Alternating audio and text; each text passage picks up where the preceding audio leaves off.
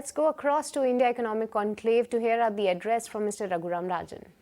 So Professor Rajan is an insider, having been in a very, very critical position in some of the most important years of the past decade. His contributions have also been there in the last decade, and which has brought us here.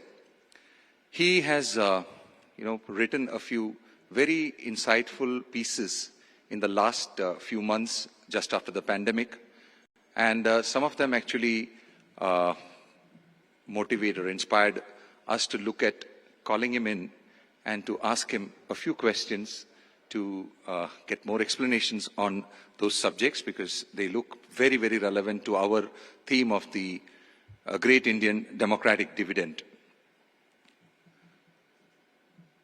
So I'll straight get to the questions. We have half an hour. Dr. Rajan, Professor Rajan, at the beginning of 1990s, most parameters were at par for China and India. India's most forward-looking administration till date at that time kick-started liberalization, even as Deng Xiaoping put China on its new path. While the Chinese leadership got an uninterrupted run that led to where they have now reached, P.V. Narasimha Rao failed to get the next term. We saw this again in 2004 when India Shining failed to return the Vajpayee government to office. Is democracy a luxury that large lower-income countries cannot afford? How can we compete and survive when the voters themselves are bottlenecks to infrastructure and productivity? Well, first, thanks for having me here. Second, we were at that time maybe 10 years behind China in terms of reforms. China started really late 70s, and we started in a big way early 90s. So there was about a 10, 12-year gap. So that's number one. Two, I think the changes in government in the early years were not a complete abandonment of reforms. If you think of the dream budget that Mr. Chidambaram presented, that was in one of the coalition governments that succeeded Narasimha Rao. And similarly, even though the NDA didn't get its term renewed, we saw that for the first few years of the UPA regime, there was a substantial amount of progress. Growth was strong until the global financial crisis. So it's not as if every new government sort of throws away the reforms that previous governments enacted. There might be a rebalancing. So, for example, the UPA focused much more on redistribution, while the NDA, the first NDA, focused much more on growth. And I think that combination sort of helped and perhaps was necessary democratically speaking. So I would say that the jury is still out on whether that combination of strong growth, focus on redistribution, in some ways was as good, if not better, than what the Chinese did. The Chinese focused primarily on growth, and over time that paid huge dividends, but we tried to take a slightly different path. Thank you. Although, they have been able to take a lot more people out of poverty than we have been able to. Of course, now we have almost caught up there. Coming back to reforms, you spoke about the timidity of reforms and lack of democratic dialogue in formulating policy in the recent years. Is protest in today's political environment really constructive when groups pick issues not for the merits, but the expediency of putting the other side of balance? All parties, including the one in power, behave the same way while in opposition. Your take on the subject, sir? Look, democracy is not always easy, right? It requires navigation, and clearly that requires a certain amount of dialogue. You hope that in that dialogue you get some course correction, you get some of the edges taken off policy, but that makes the policy more appealing to a larger number of people. Let's face it, we are in a democracy, we can't wish it away.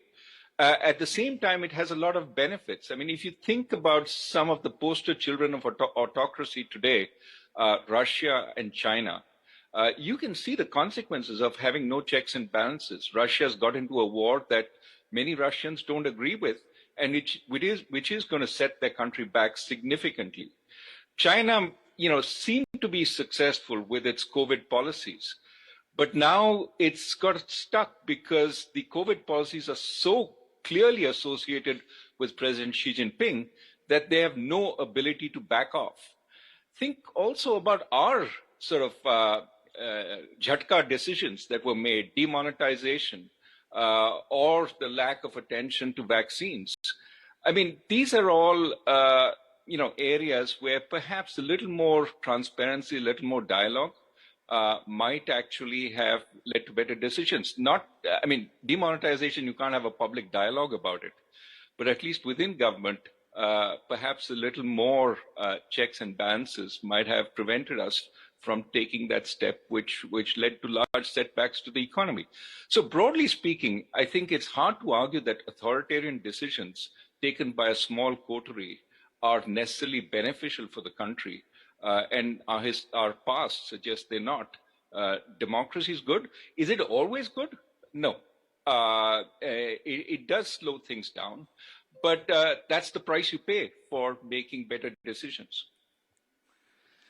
So reforms by any route, as we discussed, is after all reforms. I'm sure you agree that the farm loss and dismantling of MSP would have eventually improved the productivity of our agriculture sector, which is very, very essential. In spite of that, critical state elections may have played a role in the rollback, which we saw. So would you consider this a positive step as it signals that there is respect for the voter? Look, I think that in the farm laws, there were some good elements, and I've said that repeatedly, but also it was a centralized one-size-fits-all kind of law. And obviously, it impacted different states in different ways. Experts in the agricultural area tell me that it could have been much better tailored, especially if large elements of it had been decentralized to the states to figure out what worked best for them. That said, the MSPs are also something that a lot of farmers have grown to, rely upon. And so you can't threaten to take it away without some adequate substitute. What was important was a dialogue and shaping what that substitute would look like. When you talk to farmers, they're obviously very concerned about, for example, growing rice in Punjab, which is a water scarce state. But how do you move from that? That's where the dialogue comes in. And so my sense is that this should not be a signal to abandon reform, but to start talking about how you would implement it in a way that first takes into account the interests of different parties, but then is much more clever about how to, in a sense, formulate it such that it has broader appeal. I'm not saying it's always easy. In fact, it's very difficult. But that's the challenge of governance in a vibrant, raucous democracy like ours. You've been critical of India's China-like manufacturing push. Not critical, I wouldn't say that you were totally against it. Can you explain what are your arguments about the flaws in pursuing manufacturing mainly, and why do you think it won't work for us? You also spoke about an alternative path, one that focuses on global services market. Can you elaborate on this? How does our democratic system become an advantage in this endeavor? And what should we do? First, I'm not saying in any way we should abandon manufacturing. There are, lots of places where we are doing reasonably well. In fact, very well when you look at, for example, the two-wheeler industry. We're the biggest two-wheeler industry in the world. But what I'm saying is, let's not put all our eggs in the manufacturing basket.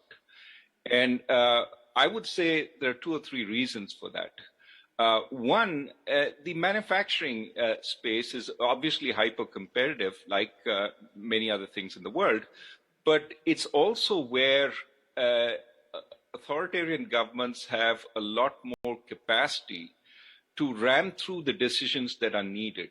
For instance, one of the ways China grew very fast was by suppressing wages, but also by suppressing the interest that savers got on deposits, so as to create strong negative real interest rates, which then fueled industry with cheap capital. So cheap capital, cheap labor, that was how they grew. And of course, on infrastructure, it's very easy to do infrastructure when you can just take the land and no questions asked, without a protest, without any kinds of problems. And so they've been able to build out fantastic infrastructure. What they build out we have all heard the stories of their high-speed rail network, et cetera, while we're struggling to build that project between Mumbai and Ahmedabad. And it is taking us many more years than we calculated initially.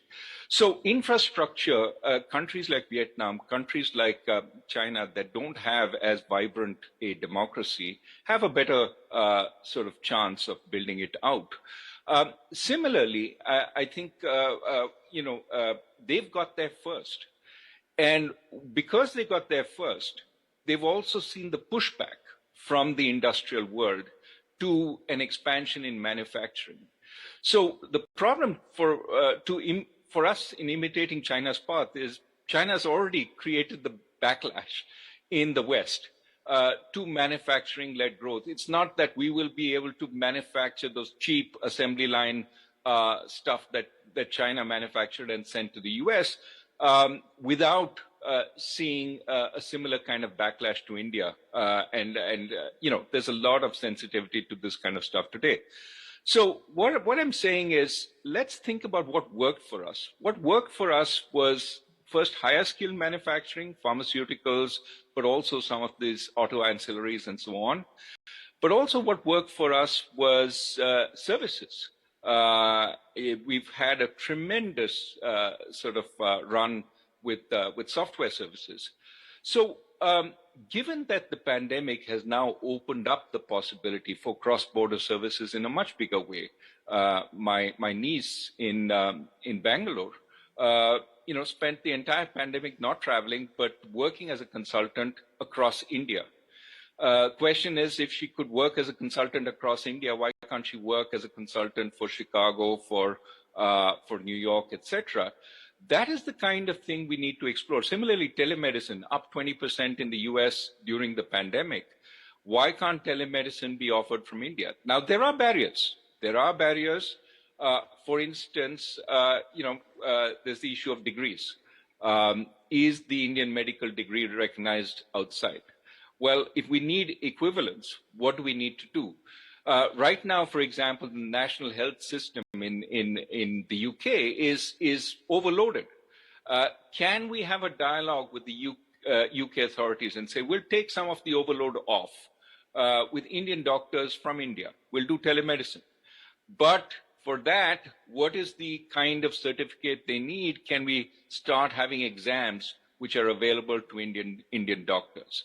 Now, of course, even as we start having these negotiations, we also need to negotiate with NHS. Will you pay from the NHS for Indian services, or will you say only UK doctors can get paid? That's the kind of negotiation we have to have if the UK wants to trade with India. Let's talk about selling services to the UK and whether they will, in fact, bring down some of the barriers that exist today. But of course, from the Indian perspective, we also have to up our game. We have seen all these doctors coming back from Ukraine, or students studying to be doctors. Clearly, there's a lot of demand in India for learning to become doctors. We have an undersupply of medical training institutions, but that's an opportunity.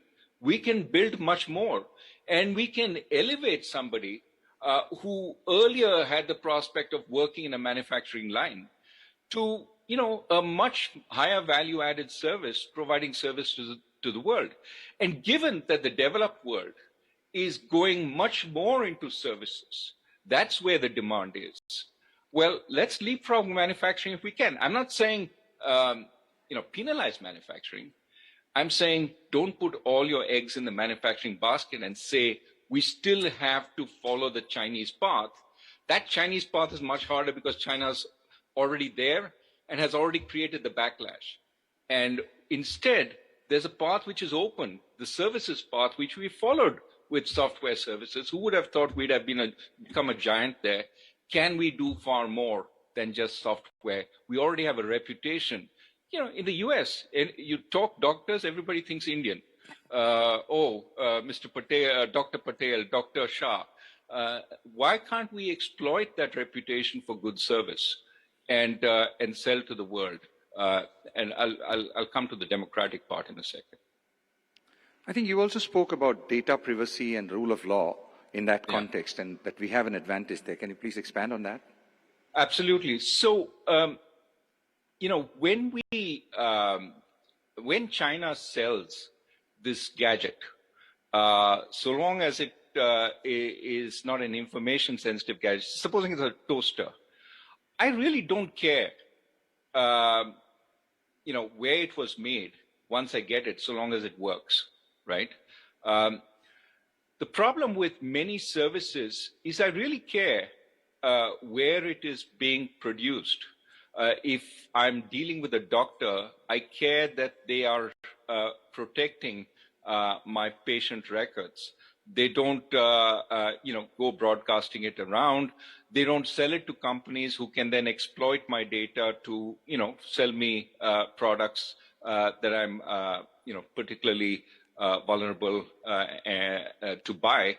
So there are these issues with services which you know involve data privacy, data access, and where, you know, as a authoritarian country, I would be very, very worried if my data were held by that country, and so would my country authorities. You know, what kind of people are buying this service from a China or a Russia? What kind of blackmail could they be subject to? And so, if we are an open, vibrant democracy, we look as if we can be trusted.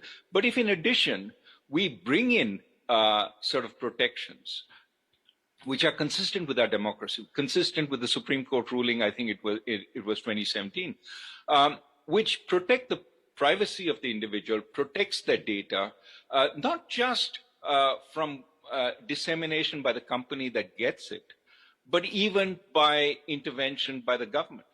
If we can show that we have the checks and balances that can be trusted, then we become trusted service providers to the world, because we are saying, look, even our government can't get at that data without a court order, and our judicial system is respectable and will not give that court order for frivolous needs. So my sense is we have a chance to build on our democratic values. We have a chance to essentially leapfrog where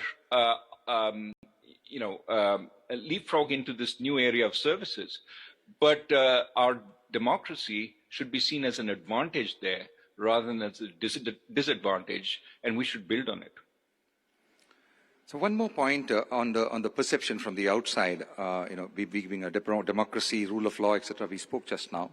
You also touched upon, in a very minor manner, but it's something that is very high context right now, that India's image of being respectful towards its minorities is important for it being perceived as a desirable trading partner and investment destination. I want to qualify that this actually did not matter to the world in its dealings with China, but nevertheless, in the context of the recent disturbances and the news flow, if you may have seen across different Indian cities, how serious do you see this as a factor?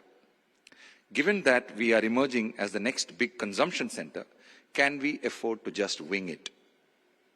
Well, first, I would dispute the fact that China has been able to get away. The treatment of the Uyghur population, to some extent, the treatment of the Tibetan population, is much more front and center. And when you behave badly towards your minorities, it does send a very, very different picture of you to not just consumers across the world, but also to governments about whether you would be a reliable partner whether they actually want to help you.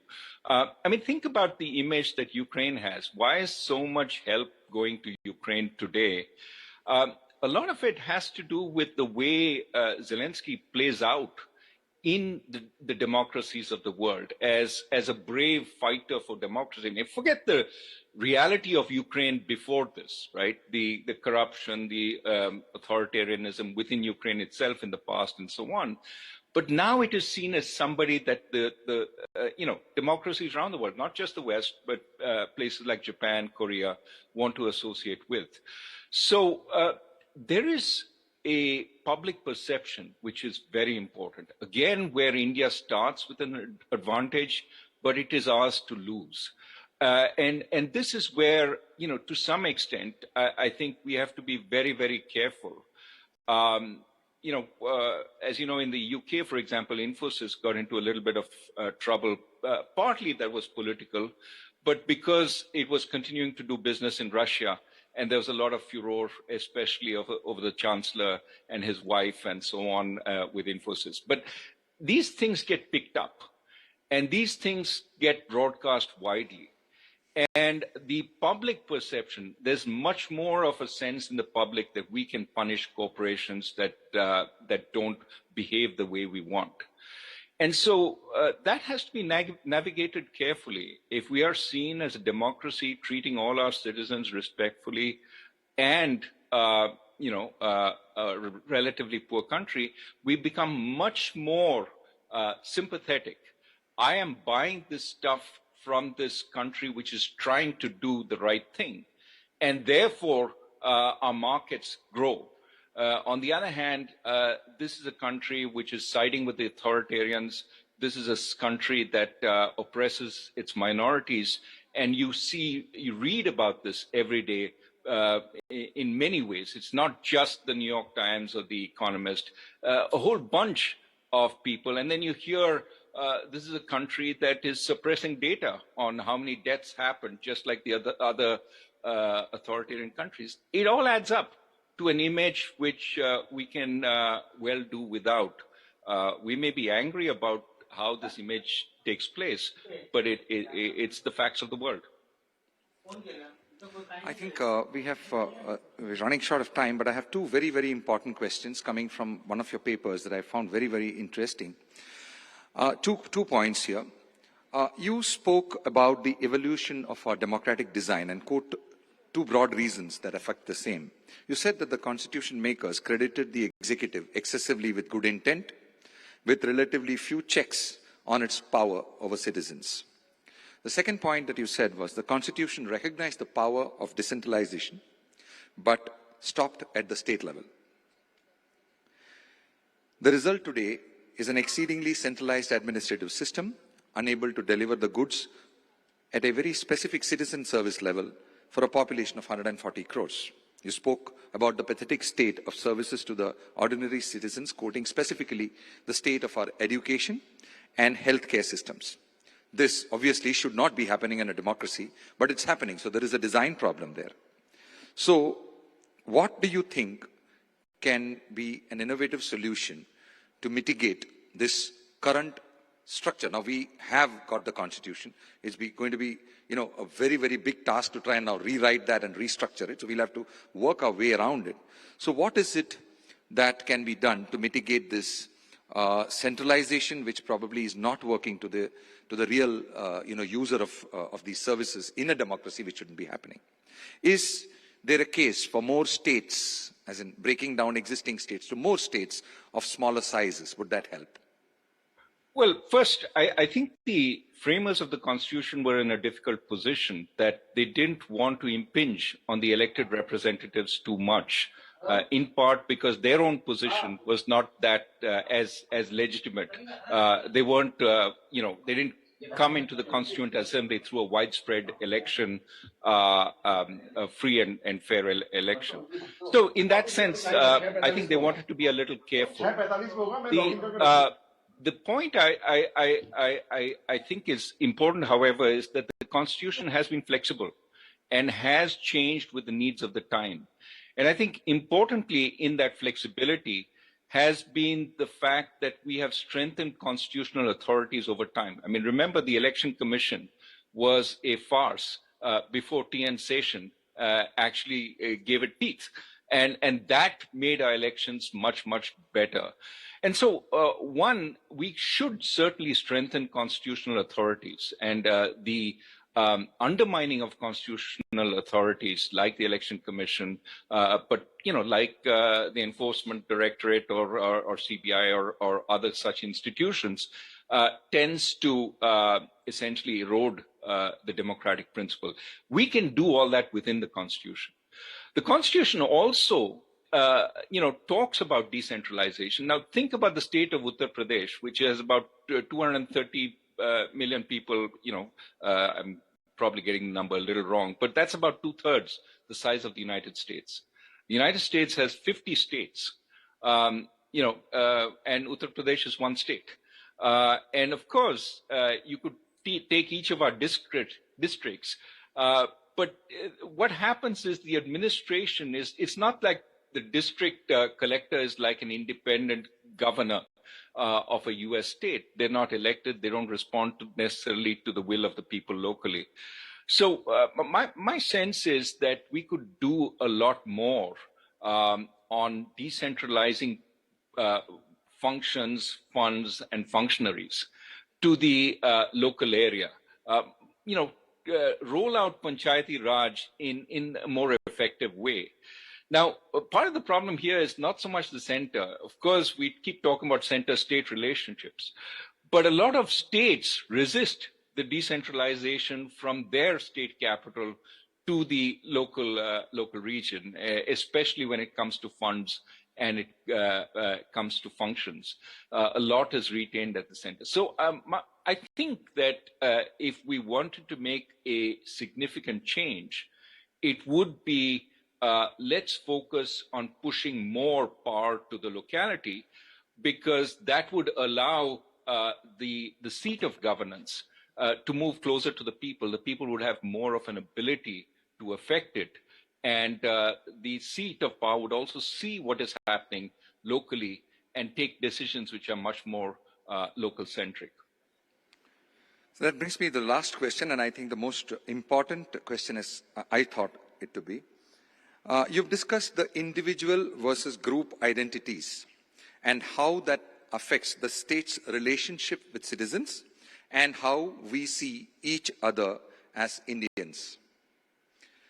Everything from the quality of public services to reservations to our very unity and civilizational future is affected by this individual versus group identity as a unit. In fact, the Constitution, recognized the individual as the primary identity unit and not the village. However, our electoral democracy rewards aspirants to power, candidates who can drum up a simple majority. Now, I can tell you as a media manager whose business success depends upon, creating audiences and getting more and more viewership and becoming the most viewed, that it is much easier to build audience when we talk to groups rather than to individuals. So the group identities such as caste, community, religion, language, etc., play a huge part in being able to create support in a political process in our democracy. Isn't it then naive to expect that power would come to political players who work for individuals when it is much more efficient to placate groups and play to that gallery? Our group identities have only got sharper with population growth and competition for opportunities and resources.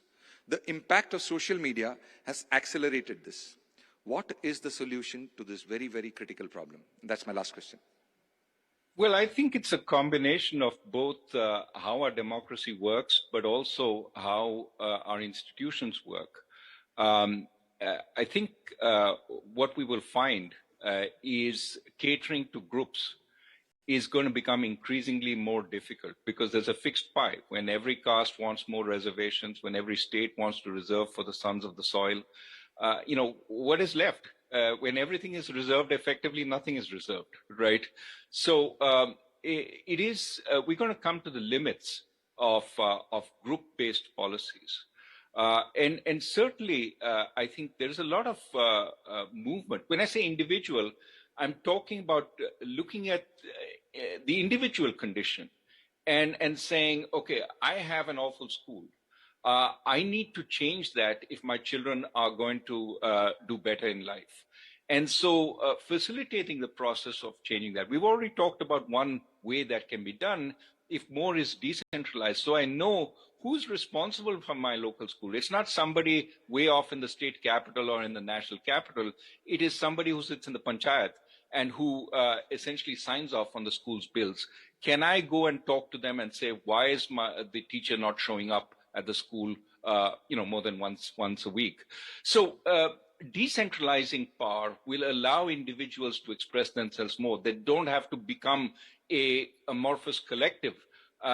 The individual sort of plight can be listened to more.